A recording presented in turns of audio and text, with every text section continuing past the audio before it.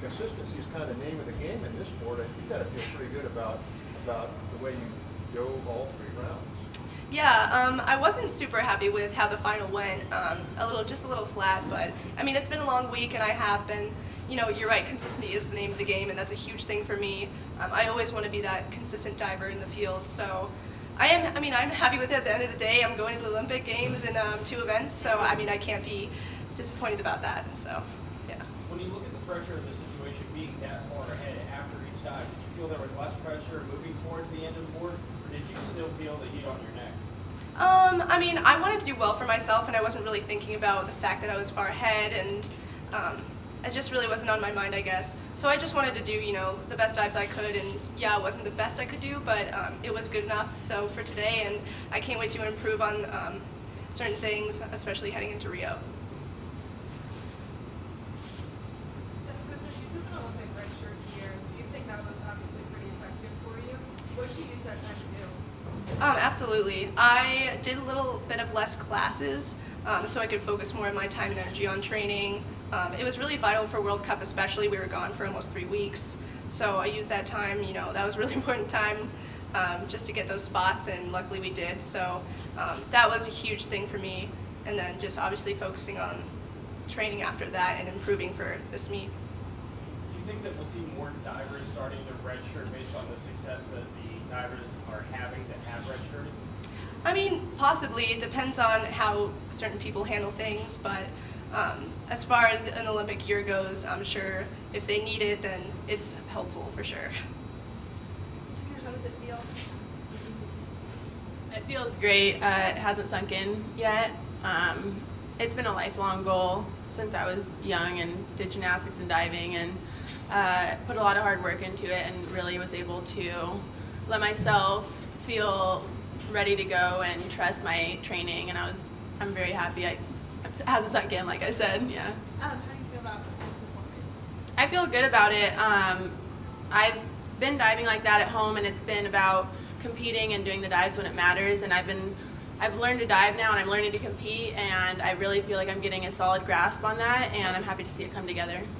Were you looking at the scores throughout the competition today? No, I wasn't. It's hard not to kind of hear the cheers and some of the reactions for divers after you, and I knew I was on their heels the whole time. So I kind of knew I wasn't looking directly at them, but I was aware of what was going on. So at what point did you realize that you had clinched that Olympic spot? Sorry? At what point did you realize that you had clinched the Olympic spot? It wasn't until the end, because I'm competing against incredible divers, and they could have been throwing up big scores too, and so I was not going to jump the gun at all. I was just trying to stay focused and in the moment. Katrina, what was your highest NCAA finish? Fourth. Mm-hmm. That, I mean, as you reflect on that, I mean, this is, you said you did not have like the most decorated college career, and, Right. and yet you know, I don't know what contribute to where you are now. You know, I went through a lot of things in college, and I was coached by Pat Jeffrey, who's incredible, and he left and took a Stanford coaching job, and that was really hard for me because I had established a good rapport with him, and we were a good team. And it took me a while to establish the same rapport with John Proctor, and now I think we're really starting to hit our flow. And honestly, I feel like I've been ready to do this for a long time. It was just trusting that it was all there. Who would you say are some of the more influential people who helped you get to this point in your career? Oh my gosh, my family, my mom and dad, Carol and Pat Young, my brother, Eddie, sister, I mean my whole family has been behind me since I was young, wanting me to achieve whatever I wanted to and completely supporting me.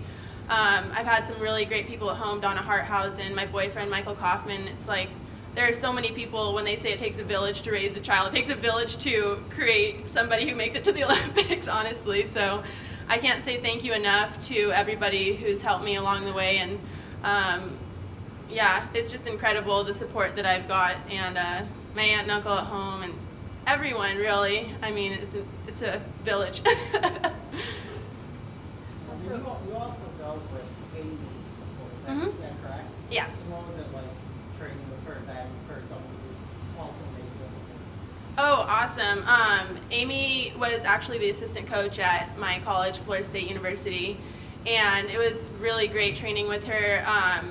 We competed together for a while, and now she's competing with Jessica, and we're all close. I mean, it's a small community, really, of the elite divers, and I'm so happy that I'm going there with her and Jessica. I can't wait.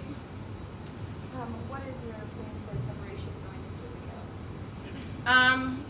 I can't really speak to that right now. I'm still trying to process this. Sorry. What about you, Jessica? Yeah, it's hard to say, but just honestly fine-tuning in our diving. Probably the best answer I could give you.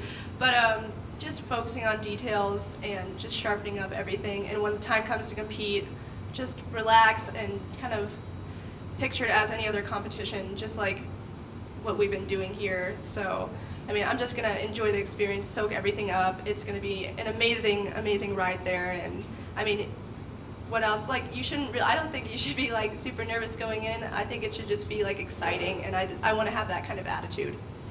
Now that you two have been officially named to the team, what would you give as advice to the younger generation who saw this on TV tonight and say, I want to be just like them? Oh my gosh.